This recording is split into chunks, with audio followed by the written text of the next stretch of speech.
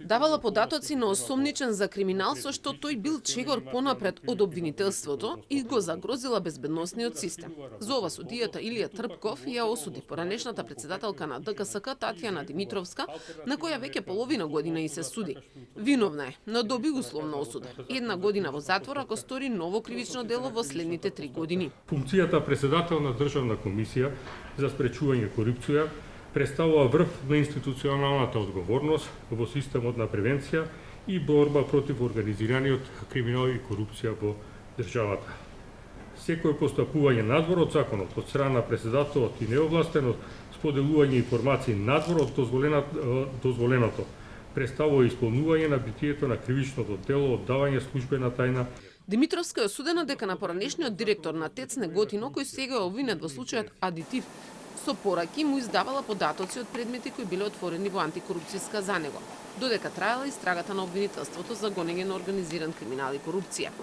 Со неа условна осуда доби и незиниот колега од Државна ревизија, од каде таа дојде во ДКСК, Миле Столевски. Тој ќе лежи половина година во затвор, ако во следните 2 години стори кривично дело.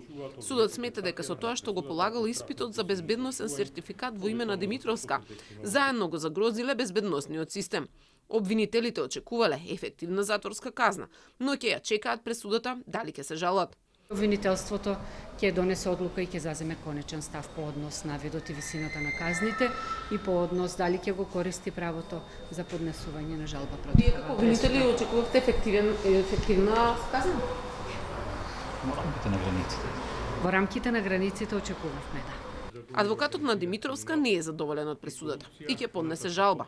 Иако многумина ценат и сметат дека казната алтернативна мерка во овој случај е успех во оваа постапка, имајќи предвид позицијата на обвинетата и својството, јас сметам дека не е остварено законско битие на кривичните дела кои се стават на товар.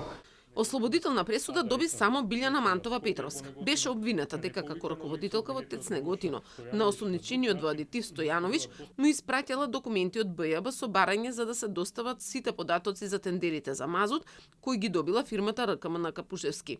Според судот, обвинителите не го докажале обвинението за неа, но обвинителството најави жалба.